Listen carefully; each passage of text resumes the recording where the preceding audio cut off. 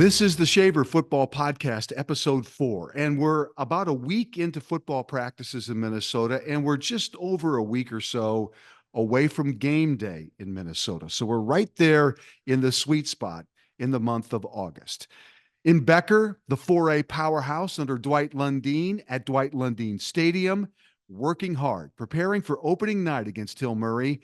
If the Bulldogs win, Dwight will earn victory number 400. An incredible milestone for sure. In this week's show, arguably the two top senior football recruits in Minnesota will join me in studio. Abu Tarawali of Providence Academy and Emmanuel Carmo of Cooper High School, both Gopher commits. Also, we check in with Evan Hull, now with the Indianapolis Colts, but a former superstar running back for Maple Grove. And speaking of the Grove, they have this standout running back, Charles Lengama, among 6 Division I recruits on the roster. To say the Crimson are loaded is an understatement. New head coach Adam Spurl is very excited. We do have a ton of talent this year. We've got 6 kids right now that have committed to FCS schools, but they're a great group. They're a great group of kids, and they've worked hard this all off season. But yeah, it's going to be a matter of getting the ball into the running back's hands, wide receivers, tight ends, quarterback doing his job. We've got a ton of offensive skill with high level talent. There are many who cover 6A football in Minnesota who say that Maple Grove is the team to beat. You'll get no argument from Evan Hull. And if you're a young prep football running back in Minnesota, listen up. He's a great one to learn from.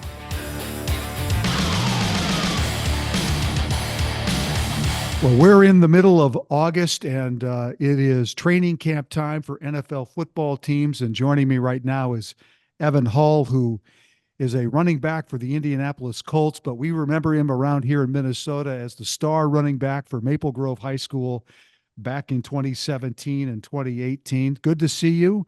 Congratulations on your football journey so far. How excited are you for the 2024 season and playing for the Colts? Well, first off, good to see you too. Yeah. Appreciate it. I'm so excited because, as you know, just not getting much of a shot with the injury last year, being back healthy again all through OTAs, and then being able to have like a real true off season coming into this year, being able to prepare the way I want to. It just got me really excited because physically, I feel the best I've ever felt, and mentally too. Just is so excited to play football again and just be in that grind mode again, of the season and the preseason and things like that. I just can't wait. For folks that don't know, Evan played at Maple Grove. He then earned a scholarship to play football at Northwestern, and then from there drafted in the 5th round by the Colts in 2023. So this is only your 2nd year as an NFL football player. What is it like to be a young NFL football player? You got a lot more time on your hands, I would say, for sure, coming from college to the NFL. In college, everything is pretty much segmented for you. Your meal schedule, your training time, when you're in the weight room, meetings, and they really have control over your schedule, I would say 80% of the time. And that goes down a lot when you get to the NFL because now it's like you're a professional now. So you're responsible for getting yourself ready to play. So there's a lot of freedom in that, which is really exciting, because you can really take your game to another level and find out about just the minute details of how to get better in that small incremental way. But at the same time, it can be a little scary too, because it's like this is my first time really having all this freedom. And so being able to take responsibility over that and putting together an off-season schedule for myself and hitting up the right trainers, and also being able to know, like, all right, this is what I need to work on for this part of the off-season. I need to work on my footwork, my speed, and this is the best way I can do that by going to these people. Yeah, you probably tap into veteran players though too, right? I mean, Absolutely, yeah. they lead by example. You learn from watching them. Yeah, I've leaned heavily on Jonathan Taylor this offseason, getting to work with him and his trainer a little bit down in Florida, just to see like, I mean, what's a Pro Bowl running back do to get ready for the season? I think it was really good. I think it was really important for me, knowing the type of goals that I have in this league, to be able to kind of just sit and take notes on a guy that has done it before and it's sitting in my room every day with the Colts. So I would be honestly an idiot not to at least ask those questions and get to see what he does. So for people that don't know or maybe don't remember, and you weren't in high school all that long ago, but in 2017, you guys made it to the state semifinals. You That's lose right. a heartbreaker to Eden Prairie, but you had a playoff run as a running back for four playoff games in 2017, where you rushed for an average of 226 yards a game. You had 900 yards in four games. What led you to be able Mhm. to turn it on in the postseason like you did in 2017? I think I think honestly, like a big part of that was just my mental approach to the playoffs. Um, I could tell that like the teams we played against and the competition that was rising, guys were starting to get nervous. Guys were starting to get tight. And you could see that on the field. And so that gave me a lot of confidence. And another thing, honestly, was that it was starting to get cold out, like really cold. And I thrived off of that because I knew that everybody else on that field was freezing and they wanted to go home and they wanted to be in the warm climate. So just really, I think really just leaning into that part of the year, knowing the competition's going up, knowing it's getting cold out and it's going to get harder, um, and really just being like, all right, it's my time to shine. You know what I mean? Along with just the physical preparation over the year, like I never stopped lifting hard throughout the whole season, and I think that ultimately made me durable, and it made me kind of hit that second gear when we got to the postseason. You're a great example of a young running back who is in the middle of their football journey. There are high school football players and coaches that are watching this and they're hearing from you. What advice would you give young running backs right now in high school Mhm. to prepare themselves to begin and have success in their journey, much like you have had? Ooh, that's a great question. Um, Believe in yourself. I know it sounds cliche, but like the only one you need to believe in you is you, at least to start out with. And eventually you're going to get people to kind of tag along with that. But I remember, even like my junior year when I said I was going to rush for 2,000 yards, nobody believed me then, but I believed in myself that I was able to do it. Um, and so I would say that first and foremost, you have to be your biggest fan in that regard. But what comes with that is the work alongside that. Um, and it was a lot of hours getting in work on my own outside of the like the high school programs and things like that. Especially footwork. It's just me, some cones, in my headphones or a speaker and a ball, and I was just getting after it. And that really helped me honestly build my confidence in my game, but also just help me have the best footwork um, of any high schooler out there. And I think that's really what helped me kind of propel myself. It's kind of like being a professional athlete in the sense that you have the time Mhm. to use for yourself and you've got to take advantage of that. There's not coaches around. They may have set a schedule for things they want you to For do, sure. but you don't wake up one morning and you're a great running back. It takes Most definitely. work and you got to love the grind. Yeah. Otherwise it's not going to work. And that sounds like that's what you did in high school. You put yourself to the test and love the grind of getting better. You definitely have to enjoy the process and just become obsessed with the little details in the process. I would say that's really the biggest thing. Um, Going from year to year, I always knew there was something I needed to focus on to get better at. And it's hard to do sometimes because, it's not fun working on your weaknesses, but that's how you become the best is making those weaknesses into strengths. But you got to have the kind of diligence to be able to look at the film and see, all right, this is what I need to work on, or have the diligence to talk to your coach. And if you're not playing, talk to your coach about why you're not playing. I've done that many, many times over my career, my freshman year, sophomore year, and even in college too, like freshman, sophomore year, those same conversations were being had. I actually, And sometimes, Evan, that's not easy to hear, right? As not to at all. why you're Yeah, not playing. So you have to take some of that to heart, maybe for drop your sure. pride down a little bit and maybe change some things. For sure. Yeah. Because it was literally the same conversations I had, like um talking to Coach Lombardi, like my sophomore year about, getting more time on the field.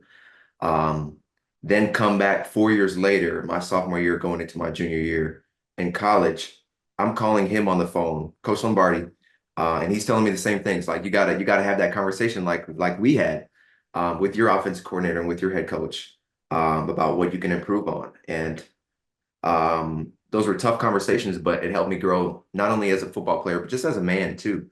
Being able to have those types of conversations.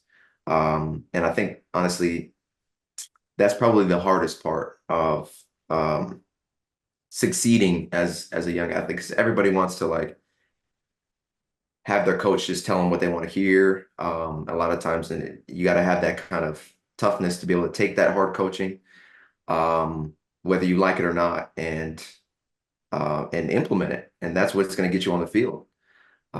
So, I mean, that's what I did. And I encourage anybody that's in that situation that's looking for that time on the field to talk to your coach and then see the ways you can implement whatever he has to say. We talk about this all the time, but NFL players will say the most enjoyable time for them that they've ever had playing the game of football was when they were in high school. And you're Mm, so young into your career right now that maybe you're not looking at it that way. But I talked to Frank Ragnow, the mhm, All-Pro center for the Lions, and absolutely said without a doubt that was his most enjoyable time. What was it mhm. about Friday nights at Maple Grove that made it so special? It's just guys that you grew up with. I mean, guys that I'd been in the same lunchroom, classroom with since I was in, second grade. And we're all out on the field. So it's just, I would say it's a bigger chemistry among the team because you guys have been together playing tag, in each other's backyards, playing Ben 10, with your action figures at home. Like those types of things, you can't really recreate that when you get to the next level. And I think I understand that for sure because I mean the other part of that is like once you get to college, everything's a little bit more commercial now. There's TV timeouts, there's things like that, and so it doesn't feel as pure, I guess. Yep. Um, and with high school football, it's the purest form of the sport you can get for sure in that sense. What's the best advice you ever got as a high school football player that maybe you still use today? Um, I would say, and I learned this really from the examples set from coaches I had and older players like Jake Winicki, and guys like that you got to put God first in this game. And that's really and in life too. But things are going to get tough. Things are not going to go your way. There's going to be adversity. Um, but if you have that foundation in God, in Christ, um, I mean, you're prepared for anything. And I feel like that's really what, honestly, with this injury has really shown me even more so. Because growing up around guys like that in high school and things like that, I've always, seen guys who put God first, but then to actually be in a moment where you really have to make that decision for yourself and be stuck with that adversity that you really can't get through on your own. Um, and just having an amazing family around me was one thing, but um, growing deeper in my connection with God really helped get me out of the tough spots in my career and just in life in general. Well, you're doing a great job now. You're off and running. You're healthy. Hopefully, it'll stay that way. I wish you nothing but good luck the rest of the way. You sure shone bright back in 2017 and 2018. It was Most so much fun definitely. covering you. You were a heck of a high school football player, and you're a heck of a guy now. So, congratulations to you. Keep it going, and we'll be watching.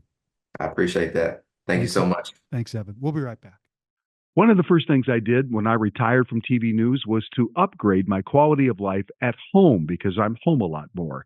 And two things stood out to be important. One, I needed to improve my air quality, get the dust out of my house, and two, find a way to upgrade my drinking water so that I no longer had to buy bottled water.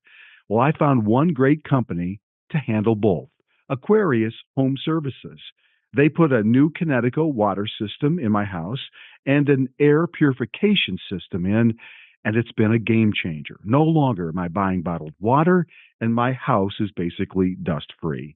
And Aquarius Home Services did it all with upfront pricing, incredible customer service, and a friendly smile. There is a reason why this company is so highly thought of, and I am a customer for life.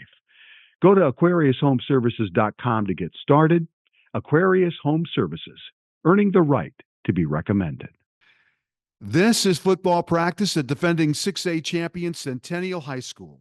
Head coach Mike Diggins says his team saw their numbers go up after winning the state title last November, but this year's team is young and inexperienced. Still, Coach Diggins knows Centennial will be a targeted team.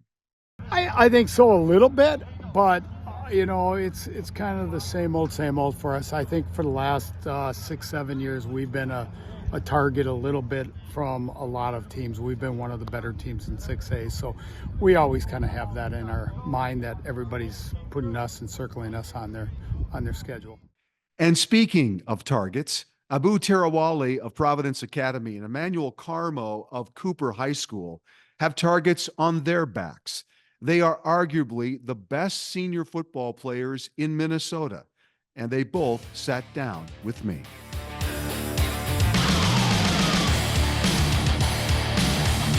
I have two Gopher commits with me in studio today, Abu Tarawali from Providence Academy and Emmanuel Carmo from Robbinsdale Cooper. Both decided that they're going to stay home to play college football, which of course will start next year. Let's just talk about that, Abu, because you made the decision not too long ago that this is the direction you were going to go. Why the Gophers? What was the reason why? The biggest reason for the Gophers is Coach Debo. He's just an amazing guy. I feel like I can just connect with him and talk to him about anything. He's like an older brother, like a father figure almost. And I was talking to the guys, and they said pretty much the same thing. So it's nice to see that it's not just because he was recruiting me, but that's the way he actually acts. How about for you, Emmanuel? Again, like you said, like Coach Debo is a very good guy. Like my parents like him. My dad really wanted me to get out of state and go to like all these other schools and stuff like that. But when he met Coach Debo, it was like, nah, I like this guy. Like, I think I want you to stay home, and because I trust him. Yeah. Like for you to be with him and stuff like that. So yeah. Talk about the offers you guys got. You got quite a few. What other places were you looking at? Yeah, some very big schools like Ohio State, Oregon, Penn State, but these schools are not what you think they are. Like, I felt like Ohio State wanted me to commit because like they're the Ohio State and stuff like that. Sure. But Minnesota is like, they want me for my development and stuff like that, and I feel like I can definitely get better there. How about for you, Abu? What was your situation? Your situation a little bit different because you missed last year because of an injury. Yeah. So I didn't play my junior season. I tore my meniscus, had surgery. I was out for 6 months. But I was still talking to a decent amount of coaches. Yeah. I was still talking to Penn State, Michigan State, Kansas. But like Emmanuel said, you can really tell when talking to coaches that they're seeing a player and not a person. Like they're seeing someone who could just fill in a spot, fill in a roster, and then after 3-4 years, they're on to the next. So for you, this August is a big August because you're back on the football field after missing. Yes, sir. What are you looking forward to the most as you get ready for your senior season? Just one last ride with my guys. Yeah. I was just so torn up last year, especially seeing the seniors go, just not being able to help out the team, not being able to do my best out there. And week 1, actually, we play Byron, so I'm excited to Yep. play Colin Hansen. Yes, you are. And I've talked to Colin Hansen. We interviewed him for one of these shows, Yep. and he's looking forward to playing against you. Yep. He's because you guys kind of play the same position. Yeah. So you're going to a chance to see each other. Yep, And he's going to be a future teammate. exactly. Yeah. How cool is that? So how about for you? You had a really good year last year. Yeah. Obviously, a lot of people saw you play. You had a number of tackles for losses. Your team was pretty good. What are you looking forward to the most as you come back for your senior year? I mean, everybody gonna say they want to go to state and stuff like that, but I'm looking to just go 1-0 every week. Yep. I'm not taking any game for granted because it's my senior year. Just gonna go out there and play and dominate. Just be a bully. And Jackson Howard, who played at Cooper, who was the top recruit from Minnesota a couple of years ago, is back at the U now, transferred. What kind of influence has he been on you? And of course, his dad coaches at Cooper as well. What kind of influence have those guys been? I mean, in 8th grade, he was a big influence to me. I mean, he's one of the reasons why I went to Cooper. So seeing him coming back to the U was just great, and I feel like him going there, he would just be like a great role model to me, and somebody I can like really like fall on if I'm down or something like that. Willie Howard played for the Vikings. He played in the NFL. What is it like to have a former NFL coach not only be your coach, but your mentor too, right? Yeah, it's great having him around. I feel like you can ask him any question, he'll have an answer. Like he's been there, right? he's a great guy. So yeah, it's really great having Willie Howard around. Yeah. So Abu, I heard somewhere that your favorite sport's basketball. My favorite what sport the is heck basketball. are you doing, dude? Because here you are beginning a football journey. Who knows where it's going to lead to? How do you put the two? How do you say, okay, I love basketball, but I'm going to go play football? Yeah, I think basketball just has a special place in my heart just because I've been playing it for so long, since 3rd grade. Yeah. And basketball, I can really just have fun with it. Like, obviously, I love football and I have fun with it, but I have to take a lot more seriously. Now that I'm moving on to the next step, I feel like basketball, I can just mess around with my friends whenever, go outside, play at the park. It's just more accessible and easier. So it'll just always have a special place in my heart. So will you play your senior year of basketball Yeah, at Providence? Okay. yeah. What is it like now to have this decision behind you and so that you can just enjoy your senior year? I would think that that's a relief. And then sometimes when players make an early commitment like you guys have, some of them tend to relax a little bit, maybe not work as hard for their season because they know they've got the thing in the pocket. What's been your approach since you decided to commit to the Gophers? I think I'm the opposite, but also for me, it's a little different because I was injured last year. But Yep. I think after committing, that's just adding more fuel to the flame. Like, I want to step on the pedal even more, get a step ahead. Like, I don't see why I would relax now that I've gotten to one goal because I'm on to the next and on to the next. Yeah. And seeing some of these guys at the U, I know I have a lot of work to do because they're just different. Especially at your position, you're a defensive lineman. Yeah. And I assume that's what you probably play in college. It's no different for you, too, because linebackers are as big as these guys are Yeah. at the next level. How about for you? What's been your approach as you look to your senior year? What's been your approach? I mean, after I committed, it's been less stress because like Yep. no coaches are like calling me anymore. Yep. Like before, I was talking to coaches like every single day. Like they would just still hit them on my phone and stuff like that. But now, since like I'm committed, I can rest and not like be on the phone all the time. But as far as like lifting, working, no, that didn't slow down at all. I've been Okay. working every day, weekends, even when we have a week off, I'm still on the field and stuff like that. So And that is the key to football. You have to love the grind, Yeah. right? You have to, it's not so much the games, it's the preparation you do in December and January and March and June.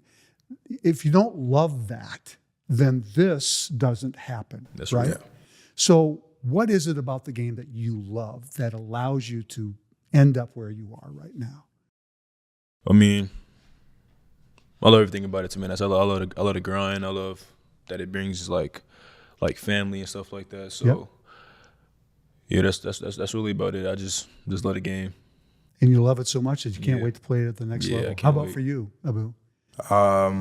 I would say, I tell my friends this all the time, but my favorite part about football is the practice. Really? And they look at me like I'm crazy. Man, they would look at you like you're crazy. But when you think about it, like, our old defense coordinator who passed away not too long ago, he used to tell me he would always play football until he didn't want to go to practice anymore. Yep. And that's how I look at it. Yep.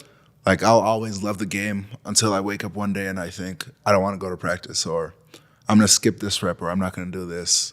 And if I ever get to that point, then I'll know it's not for me anymore. But until then, I'm going to keep pushing and keep plugging away. It's funny you say that, because when you talk to coaches like Dwight Lundeen, who's been at Becker, starting his 55th season as head coach, or Mike Malin, who starts his 56th season as head coach at Verndale, the thing they'll tell you is, the day I don't want to go to practice is the day I'm done, because they love the grind, and they love the games, but they love the practice. They love that interaction with their players. And that's what it sounds like from both of you guys, that's what you love the most. All right.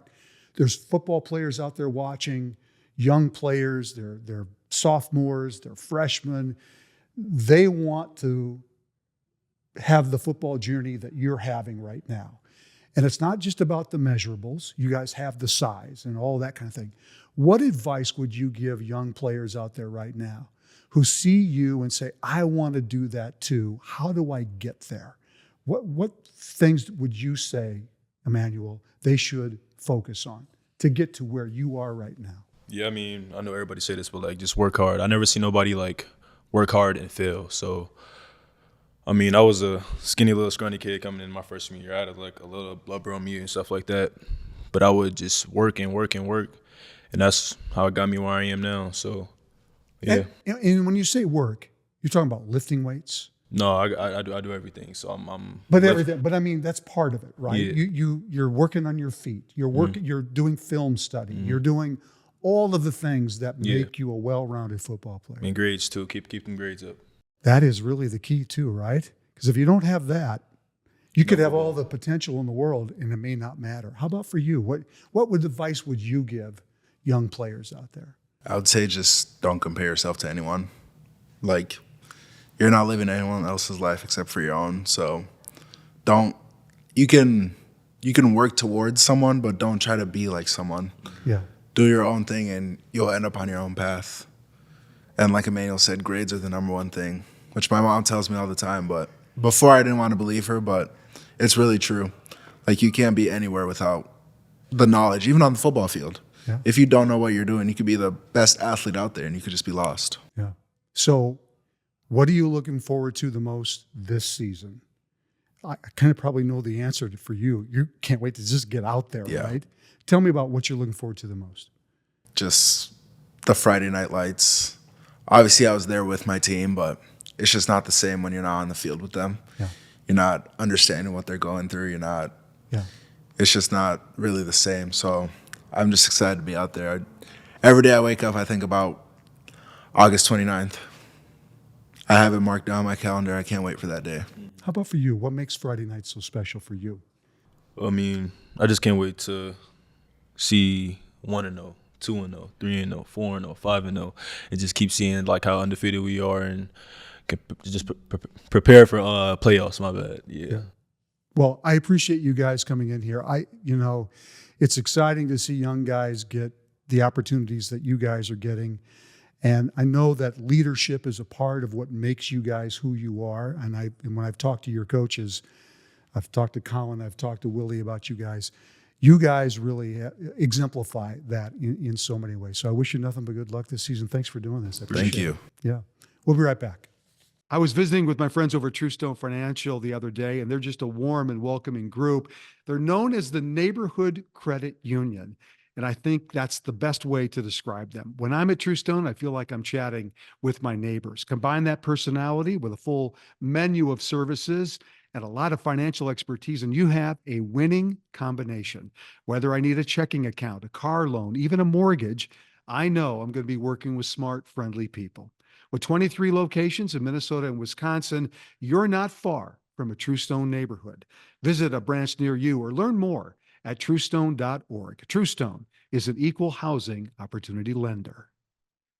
Well, Minnetonka football will open the season against White Bear Lake, and the Skippers under head coach Mark Ash says they're ready to roll, and they've changed their defense to a 3-4 under new D coordinator Matt Lombardi, the former head coach at Maple Grove.